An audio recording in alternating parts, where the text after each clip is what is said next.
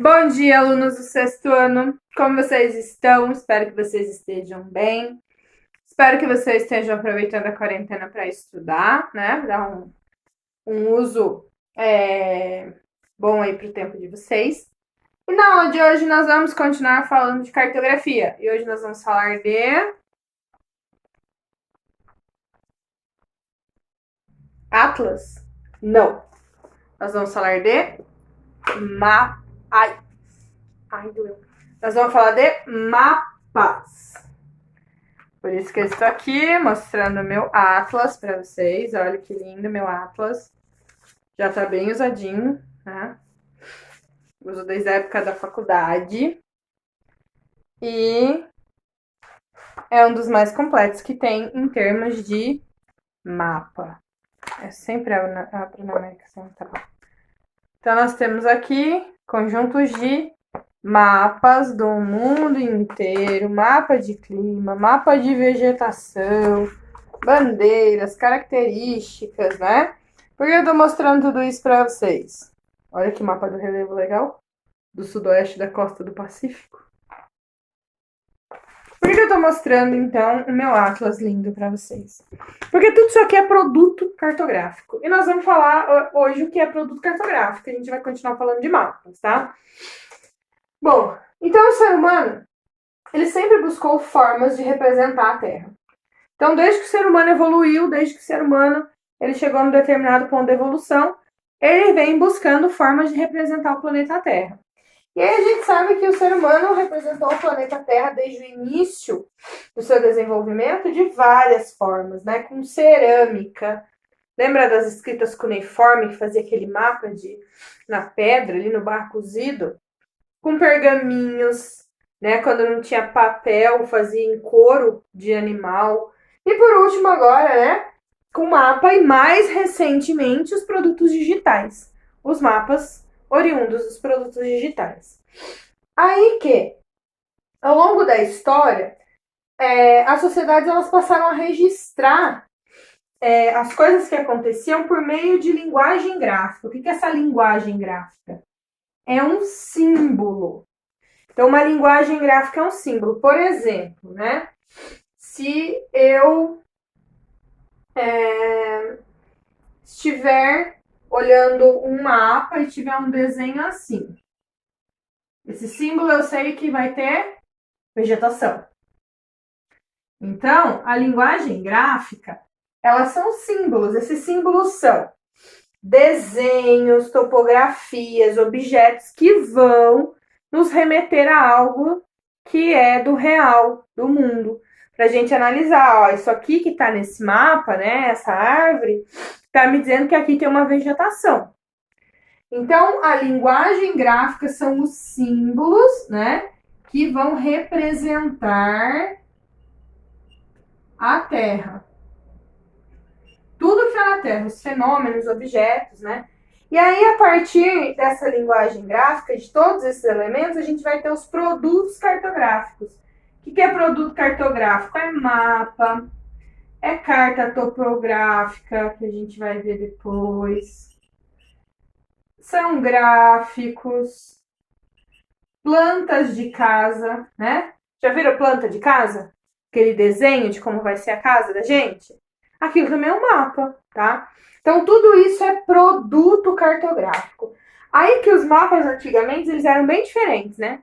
Então, a gente queria desenhar um mapa do Brasil, a gente desenhava lá o mapa do Brasil, aí desenhava as árvores aqui dentro do mapa, aí desenhava os índios, e desenhava os bichos, tudo dentro do mapa. Tava tudo dentro do mapa. Aqui desenhava os barquinhos, né? Tá vendo que de desenho eu sou péssima? Tudo dentro do mapa. E aí o mapa virava uma confusão. Hoje em dia, nós temos o que a gente chama de convenções cartográficas. O que são essas convenções cartográficas? São símbolos que eles são simples e que eles representam cartograficamente coisas para serem iguais no mundo inteiro. Por que acontecia, né? Como os mapas eles são usados no mundo inteiro, começou-se a haver uma necessidade de que aquela linguagem utilizada no mapa fosse a mesma para todos os lugares do mundo. Porque se ela não fosse a mesma, eu ia representar a árvore de um jeito, o estadunidense do outro, o canadense do outro, o chinês do outro. E aí, quando eu pegasse o mapa da China, eu ia falar: olha, deve ser plantação. Mas na verdade, eram árvores, mata. Eu pego o mapa dos Estados Unidos e penso: nossa, deve ser cidade. Mas eram vegetações. Aí vai um ser lá e pinta o mapa dos Estados Unidos com o estado do Texas em azul. Aí eu olho os Estados Unidos, no meio do mapa dos Estados Unidos tem uma grande mancha azul. Eu falo, nossa, tem um grande lago no meio dos Estados Unidos. Por quê? Porque tem coisas que na cartografia vão ser iguais no mundo inteiro. São símbolos cartográficos. E os principais são esses que vocês estão vendo aí. Que todos os mapas que nós vemos, basicamente, esses símbolos significam a mesma coisa no mundo inteiro. Por isso que a gente chama de convenção cartográfica, né? A convenção cartográfica é uma decisão, né, em conjuntos pelos cartógrafos do mundo inteiro de adotarem certos símbolos para as coisas, para o mundo inteiro entender da mesma maneira. Por exemplo, água. Sempre que vocês verem coisa azul em mapa, é água. Eu já devo ter comentado com vocês, quando vocês vão pintar mapa, pode ser de qualquer cor, professora, menos de azul, o que é terra. Por quê? Porque se você vê um risco azul, é rio. Se você vê uma mancha azul, é um lago. É um rio um pouco mais largo. Ou se é bastante, né? Pode ser um mar. Então, o azul ele é sempre destinado à água. Então, são coisas que a gente usa, né? Símbolos que a gente vai usar em todo lugar da mesma maneira para facilitar. Se eu pego um mapa dos Estados Unidos, da China, do Japão, do Canadá, da Turquia, eu sei que azul é água. Eu sei que o ponto tracejadinho assim é caminho. Eu sei que a rodovia vai estar numa linha vermelha. Eu sei que uma linha assim com cortinhos significa ferrovia, para que eu consiga me orientar em qualquer lugar do mundo. Então essa é a função do mapa, certo? Aí que os mapas, além das convenções cartográficas, eles vão ter elementos. E esses elementos eles são importantes para que o mapa seja bem entendível, porque o mapa, gente, ele é feito para ser lido. O mapa, ele é um tipo de texto, né? Um gráfico. Então, eu tenho que pegar o meu mapa e eu tenho que conseguir ler o meu mapa. E aí tem alguns símbolos que eles são importantes, que a gente chama de elementos do mapa, que todo mapa deve ter para que ele seja considerado mapa. E aí nós vamos ver esses símbolos agora com mais detalhes, tá? Bom, então, como eu falei para vocês, nós vamos estudar agora os elementos de um mapa, tá? Então, ó, tem aqui o mapa da região de São Paulo. Então, esse aqui, ó, é o mapa de São Paulo. Isso aqui é um mapa da cidade de São Paulo, tá? E aí, eu gostaria que vocês depois identificassem esses elementos aqui que nós vimos, que são esses símbolos, né, cartográficos, que vocês identificassem eles aqui no mapa de São Paulo, e daí pode circular eles com um lápis, tá? E daí depois me manda junto com as atividades, para eu ver que vocês entenderam bem. Aí agora a gente tem, né, um mapa do Brasil. Esse mapa está mostrando aqui, né, a densidade demográfica, que é a quantidade de pessoas por região. E aí nós temos 5 principais coisas que o mapa deve ter, que eu até coloquei aqui para vocês essas que estão sublinhadas no texto, que é o título, a orientação, a escala e a fonte, né? E aqui o texto não tá falando, mas a legenda também. A legenda é muito importante, não pode faltar legenda. Então, quais são os 5 elementos do mapa, né? Um mapa, para ser mapa, ele tem que ter título, ele tem que ter legenda, fonte, escala e orientação, ok? Então, o mapa, ele só é mapa quando ele tem isso aqui. Sabe quando eu coloco para vocês lá, faça um croquis de alguma coisa e vocês falam, professor, o que é croquis? O que é isso? É quando a gente faz um desenho, por exemplo, uma representação da rua da casa de vocês que vocês fizeram.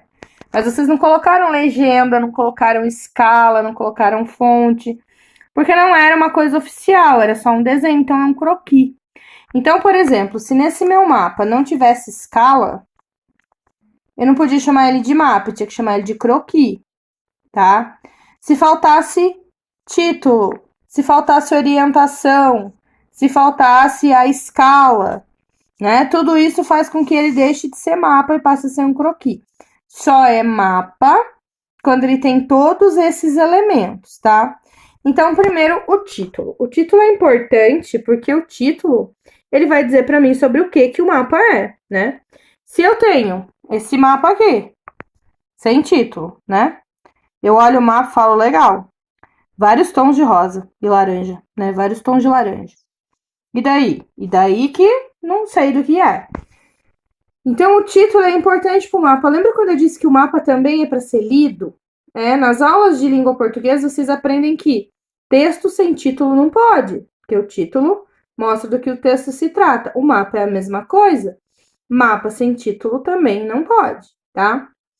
Aí a legenda. A legenda, ela mostra o significado dos símbolos.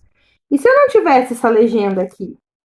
Eu ia ver lá, mapa de densidade demográfica. Legal, né? Um tá mais claro, outro tá mais escuro. E daí?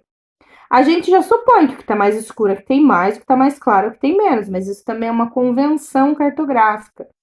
Mas se fossem cores diferentes, eu não ia nem saber do que se trata. Então, a legenda, ela identifica os significados desses símbolos do mapa. Então, agora eu sei que onde está clarinho, tem menos de 20 habitantes por quilômetro quadrado. Onde está bem escuro, tem mais de 400 habitantes por quilômetro quadrado. A fonte, o que é a fonte, gente? É da onde você tirou as informações. Por que tem que ter fonte? Porque essas informações, elas têm que ser informações verídicas e informações seguras. Eu não posso fazer um mapa com base no que a dona Maria da esquina falou para mim. Porque ela não é uma fonte segura, entendeu, né? Só um exemplo. Mas a gente tem que ter fonte. Porque o que tem no mapa são dados. Esses dados têm que vir de uma fonte confiável. Aí a escala. A escala é assunto da nossa próxima aula. Qual a importância da escala? Esse mapa inteiro aqui, ele não representa o Brasil. Eu não posso desenhar ele se ele não tiver uma relação com o Brasil, em termos de tamanho. Como que eu desenho, né, um mapa? Eu pego o tamanho real do lugar e vou diminuindo, diminuindo, diminuindo até ele caber no meu desenho.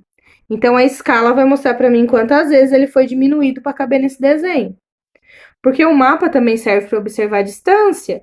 Então, por exemplo, se eu faço isso aqui sem fazer certinho a análise da escala, aí eu meço a distância entre São Paulo e Amazonas, né? Aí vai dar uma distância ali, vamos dizer que uns 8 centímetros. Daí eu vou fazer aqui a minha relação. Se 1 centímetro é 540 quilômetros, 8 é quanto? Eu vou ter uma distância. Se essa distância estiver errada, eu vou calcular uma viagem de 2.000 quilômetros, 3, 4.000 quilômetros, e vai chegar na hora, eu vou ter que fazer 5, 6. Então, essa é a importância da escala, porque a escala ajuda eu a saber a distância, porque a escala é relação de tamanho. Então, a grande importância da escala é ela ser a relação de tamanho. E quando eu falo de mapa, é muito importante a relação de tamanho, porque o mapa é a representação da realidade. E a orientação que a gente já estudou, que é a Rosa dos Ventos, porque eu tenho que olhar esse mapa certo, né? Já pensou se eu quero ir pro norte, mas eu não sei que é Rosa dos Ventos, né? Não tem Rosa dos Ventos aqui. Daí vamos dizer que esse mapa tá assim, ó. Não tem a Rosa dos Ventos aqui, eu tô aqui.